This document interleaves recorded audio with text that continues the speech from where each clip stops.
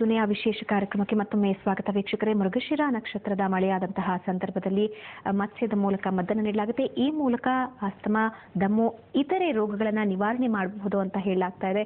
So ಹುಬ್ಬಳ್ಳಿಯಿಂದ ನಮ್ಮೊಂದಿಗೆ ಸಂಗಮೇಶ್ ಅವರಿದ್ದಾರೆ. ಅವ್ರ ಜೊತೆ ಇನ್ನಷ್ಟು ಚರ್ಚೆಯನ್ನು ಮುಂದುವರಿಸೋಣ. ಸಂಗಮೇಶ್ ಅವರೇ, ಈಗ ಈ ಒಂದು ಜೀವಂತ ಮೀನನ್ನೇ ಯಾಕೆ ಬಳಸ್ತೀರಾ?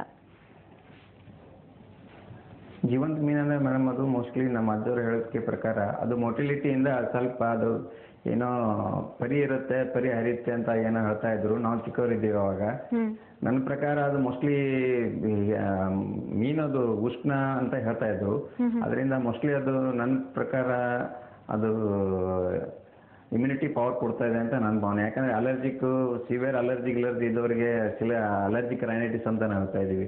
ಅದು ತಕ್ಷಣ ಕಡಿಮೆ ಆಗಿಬಿಡುತ್ತೆ. ಈಗ ನಾ ಸಾಕಷ್ಟು ಜನ ನೋಡಿದ್ದೀನಿ, ಮೂಗು ಗುರಿತಾ ಇದ್ದವರು ಸಾಕಷ್ಟು ಜನ 100% ಆರಾಮಾಗಿದ್ದಾರೆ.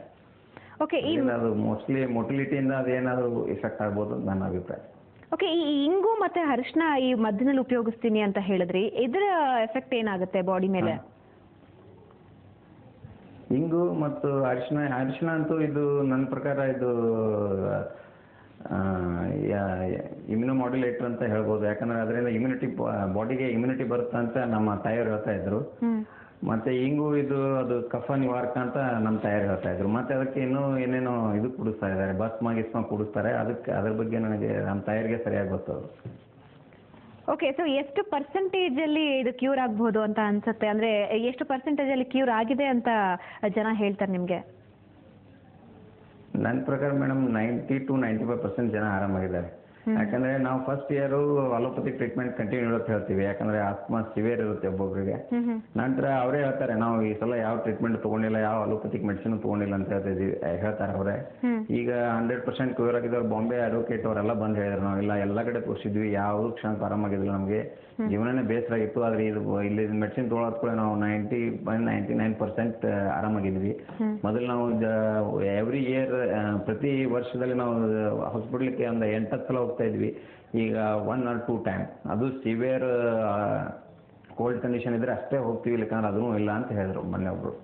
ಓಕೆ, ನೀವು ಒಂದ್ಸಲ ಟ್ರೀಟ್ಮೆಂಟ್ ಶುರು ಮಾಡಿದ್ಮೇಲೆ ಪ್ರೋಸೆಸ್ ಹೇಗಿರುತ್ತೆ? ಸುಮಾರು ಎಷ್ಟು ದಿನ, ಅಂದ್ರೆ ಒಂದು ವರ್ಷದಲ್ಲಿ ಎಷ್ಟು ದಿನ ಟ್ರೀಟ್ಮೆಂಟ್ ತಗೋಬೇಕಾಗುತ್ತೆ?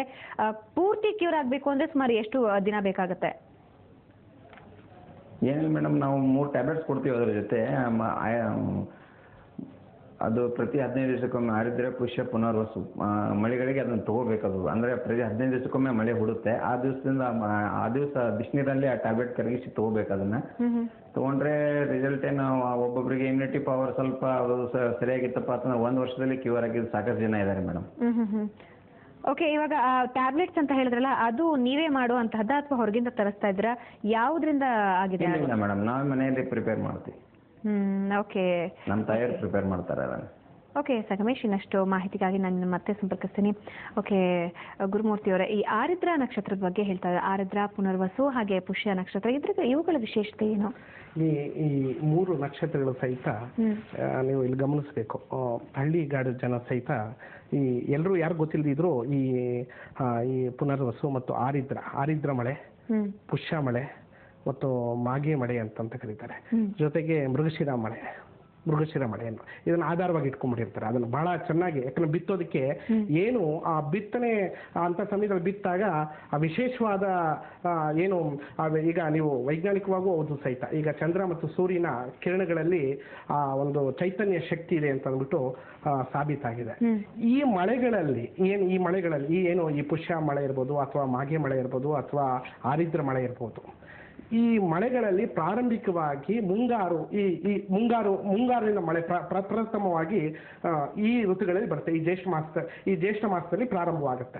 ಈ ಜ್ಯೇಷ್ಠ ಮಾಸದಲ್ಲಿ ಪ್ರಾರಂಭವಾದಾಗ ಏನಾಗುತ್ತೆ, ಇದರಿಂದ ಆ ವಿಶೇಷವಾದ ಪ್ರಧಾನವಾದ ಮಳೆ ಇರೋದ್ರಿಂದ ಚೈತನ್ಯ ಬಹಳ ಬಿರ್ಸಾಗಿ ಹೊಡೆಯುತ್ತೆ. ಅಂದ್ರೆ ಆ ಚೈತನ್ಯವಾಗಿ ಅಶುದ್ಧವಾದದ್ದು, ಅಂದ್ರೆ ಏನು ಈ ಬಿಸಿಲಿನ ಬೇಗೆಯಿಂದ ಇದು ಮಾಡಿರ್ತೀವಲ್ಲ, ಆ ಬೇಗೆ ಎಲ್ಲವೂ ಸಂಪೂರ್ಣ ಇದನ್ನಾಗಿ ಒಳಗೆ ಉತ್ಪತ್ತಿಯಾದ ಒಂದು ಚೈತನ್ಯವನ್ನು ಕೊಡುತ್ತೆ ಅಂತ ಅನ್ನೋದು ಸಹಿತ ಹೌದು. ಇನ್ನ ನೀವು ಗಮನಿಸಿರ್ಬೋದು, ಈ ಹಳ್ಳಿಗಾಡುಗಳಲ್ಲಿ ಬಹಳ ಪ್ರಚಲಿತವಾಗಿದೆ. ಇದು ಒಂದೇ ಅಂತಲ್ಲ, ಮಳೆಗಳಲ್ಲಿ ನೀವು ಇದನ್ನ ಒಂದು ಉದಾಹರಣೆಗೆ ಹೇಳಬೇಕು ಅಂತಂದ್ರೆ ಸ್ವಾತಿ ಮಳೆಯಲ್ಲಿ ಮುತ್ತು ಆಗುತ್ತೆ, ಕಪ್ಪೆ ಚಿಪ್ಪುಗಳಲ್ಲಿ ಮುತ್ತಾಗುತ್ತೆ ಅಂತ ಗಮನಿಸಿರ್ಬೋದು. ಅಂದ್ರೆ ವೈಜ್ಞಾನಿಕವಾಗಿ ಅಂತ ಒಂದು ತೇಜಸ್ಸು ಇರೋದ್ರಿಂದಲೇ ಆ ಮಳೆಗಳೆಲ್ಲ ಬಹಳ ಪ್ರಸಿದ್ಧವಾಗಿ ಆಗಿದೆ. ಆರಿದ್ರ ನಕ್ಷತ್ರ ಶಿವನ ನಕ್ಷತ್ರ ಅಂತಂತೂ ಹೇಳ್ತಾರೆ. ಅದರಿಂದ ಈ 3 ನಕ್ಷತ್ರಗಳಲ್ಲಿ ಸಹಿತ ನೀವು ಇನ್ನೊಂದು ಗಮನಿಸಿರ್ಬೋದು, ಈ ಕೊಪ್ಪಳದಲ್ಲಿ ಇದು ಕುಂಟಗನಹಳ್ಳಿ ಅಂತ ಅಂದ್ಬಿಟ್ಟು ಒಂದು ಗ್ರಾಮ ಇದೆ, ಅಲ್ಲೂ ಸಹಿತ ಇದೇ ರೀತಿಯಲ್ಲಿ ಪ್ರಾಕೃತಿಕವಾಗಿಯೇ ಇದೇ ಒಂದೇ ಸರಿ ಔಷಧಿನ ಕೊಡ್ತಾರೆ. ಬಹಳ ವಿಶೇಷವಾಗಿ ಮುಂದಿನ ಅದನ್ನ ಪೂರ್ಣ ವಿವರಣೆ ಕೊಡಿದ್ರು ಬಹಳ ಸುಮಾರು 50,000 ರಿಂದ 60,000 ಜನ ಅಲ್ಲಿ ಸೇರ್ತಾರೆ. ಇದೇ ರೀತಿಯಲ್ಲಿ ಔಷಧಿ ಕೊಡ್ತಾರೆ. 50,000 ರಿಂದ 60,000 ಜನ ಸೇರ್ತಾರೆ ಅಲ್ಲಿ. ಇದೇ ಮೊದಲಿಗೆ ಮೃಗಶಿರ ನಕ್ಷತ್ರ ದಿವಸ ಒಟ್ಟಿಗೆ 50,000-60,000 ಜನ ರಾತ್ರಿಯಲ್ಲೂ ಉಂಡೆ ಮಾಡ್ಕೊಂಡು ಇಟ್ಕೊಂಡಿರ್ತಾರೆ. ಅವರು ಅಶೋಕ್ ರಾವ್ ಕುಲಕರ್ಣಿ ಅಂತ ಅಂದ್ಬಿಟ್ಟು ನಮ್ದು ತುಂಬಾ ವಯಸ್ಸಾಗೋಗ್ಬಿಟ್ಟಿದೆ. ಸಣ್ಣ ಸಣ್ಣ ಉಂಡೆಗಳನ್ನ ರಾತ್ರಿ ಎಲ್ಲ ಇಡೀ ಉಂಡೆಗಳು ಮಾಡ್ಕೊಂಡಿರ್ತಾರೆ. ಉಂಡೆಗಳನ್ನು ಮಾಡ್ಕೊಂಡು ಬೆಳಗ್ಗೆ ಆ ನಕ್ಷತ್ರ ಆ ಸಮಯದ ಒಂದು ಏನು ಮುಹೂರ್ತ ಅವ್ರು ಹಿರಿಯರು ಏನು ಹಾಕೊಂಡು ಬಂದಿದ್ದಾರೆ ಆ ದಾರಿನಲ್ಲಿ, ಇದೇ ರೀತಿನ ಆ ಸಮಯಕ್ಕೆ ಮುಂದಾಲೋಚಿತವಾಗಿ ಒಂದು ಎಚ್ಚರಿಕೆ ಕೊಟ್ಟು ಇದು ಮಾಡ್ತಾರೆ. ಸಾಧಾರಣ ನಂತರ ಒಂದು ಆ ಜಾಗಕ್ಕೆ ಒಂದು ಗಂಟೆ ಬಾರಿಸ್ತಾರೆ. ಒಟ್ಟಿಗೆ ಸುಮಾರು ಒಂದು 10-15 ಎಕರೆ ಜನಗಳು ಒಂದೇ ಸತಿಗೆ ಆ ಔಷಧಿಯನ್ನು ತಗೊಳ್ತಾರೆ. ಒಂದೇ ಸತಿ ಮೃಗಶಿರ ನಕ್ಷತ್ರದ ಒಂದೇ ದಿವಸ ಇದನ್ನು ತಗೊಳ್ತಾರೆ. 3 ವರ್ಷ ತಗೊಳ್ತಾರೆ. ಅಲ್ಲಿ ಒಂದು ನಯಾ ಪೈಸವೂ ಸಹಿತ ಯಾರು ಸಹಿತ ಅಲ್ಲಿ ಅವರು ತಗೊಳ್ಳೋದಿಲ್ಲ. ಅದು ಒಂದು ಪದ್ಧತಿ ಮತ್ತು ಒಂದು ನಿಜವಾದ ಒಂದು ಧರ್ಮ ಅಂತ ಅಂದ್ಕೊಳ್ಬೋದು.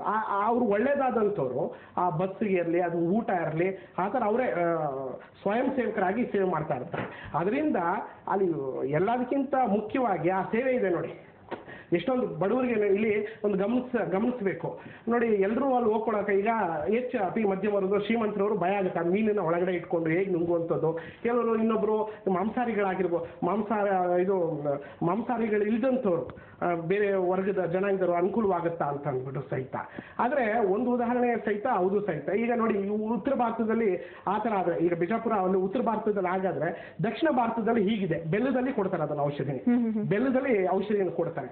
ಔಷಧಿಯನ್ನು ಕೊಡೋ ವಿಧಾನ ಬೆಲ್ಲ, ಹಾಲು, ಮೊಸರು ಆ ರೀತಿ ಬೇರೆ ಬೇರೆ ವಿಧಾನದಲ್ಲಿ ಕೊಡ್ತಾರೆ. ಹಾಗೆ ಅಲ್ಲಿ ಮೀನಿನ ಇದನ್ನ ಇರ್ಬೋದು, ಉಷ್ಣವತ್ವವಾಗಿ ಇರ್ಬೋದು. ಅದರಿಂದ ಈ ನಕ್ಷತ್ರಗಳಲ್ಲಿ ಆ ಚೈತನ್ಯ ಶಕ್ತಿ ಇರೋದ್ರಿಂದಲೇ ಈ ಮಳೆಗಳು ಸಹಿತ ಈ ಕೃಷಿಕರು ಸಹಿತ ಈ ನಕ್ಷತ್ರ ಆಧಾರ ಇಟ್ಕೊಂಡು ಇದು ಮಾಡ್ತಾರೆ ಅಂತ ಅಂದ್ಬಿಟ್ಟು ಇದೆ. ಓಕೆ ಪಂಡಿತ್ರೆ, ಈ ಮೃಗಶಿರ ನಕ್ಷತ್ರ ಅದರ ವಿಶೇಷತೆ ಆ ಟೈಮಲ್ಲಿ ಮೃಗಶಿರ ಮಳೆಯಾಗುವಂತಹ ಸಂದರ್ಭದಲ್ಲಿ ಗ್ರಹಗತಿಗಳು ಹೇಗಿರುತ್ತೆ?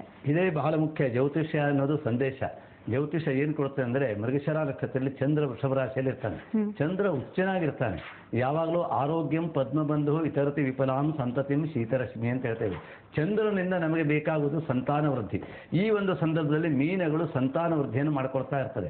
ಸಂತಾನ ವೃದ್ಧಿಯಲ್ಲಿರುವಂತಹ ಮೀನನ್ನು ತಂದು ಅದನ್ನು ಹೊಟ್ಟೆ ಒಳಗೆ ಬಿಟ್ಟರೆ ಅದೇನಾಗುತ್ತೆ ಅಂದ್ರೆ, ಅದು ಜೀವಿತವಾದ ಮೀನು ಆಗಿರುವಂತಹ ಇದನ್ನು ದೇಹದಲ್ಲಿರುವಂತಹ ನೀರನ್ನು ಅದು ಕುಡ್ಕೊಳ್ತದೆ.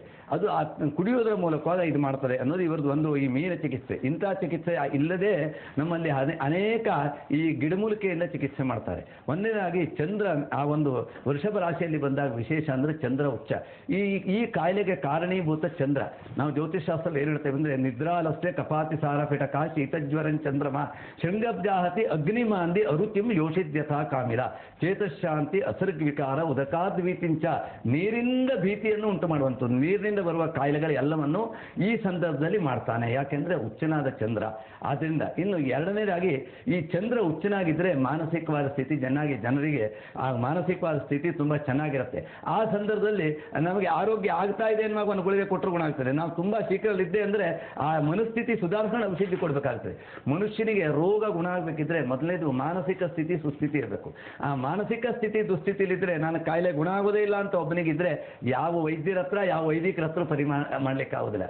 ವೈದಿಕರು ಅಂದ್ರೆ ನಾಣ್ಯದ ಎರಡು ಮುಖ. ವೈದ್ಯರು ಚಿಕಿತ್ಸೆ ಮೂಲಕವಾಗಿ ಮಾಡಿದ್ರೆ ವೈದಿಕರು ವೇದದ ಮೂಲಕವಾಗಿ ರಕ್ಷಣೆ ಮಾಡ್ತಾರೆ. ಇದಕ್ಕೆ ವೇದದಲ್ಲಿಯೂ ರಕ್ಷಣೆಗಳಿದೆ. ಇಂತಹ ಚಿಕಿತ್ಸೆಗೆ ಈ ಜ್ಯೇಷ್ಠ ಮಾಸಗಳಲ್ಲಿ ಇಂತಹ ಕಾಯಿಲೆಗಳು ಬಂದ್ರೆ ಇಂತಹ ವೇದ ಮಂತ್ರಗಳನ್ನು ಮಾಡಬೇಕು ಅಂತಿದೆ.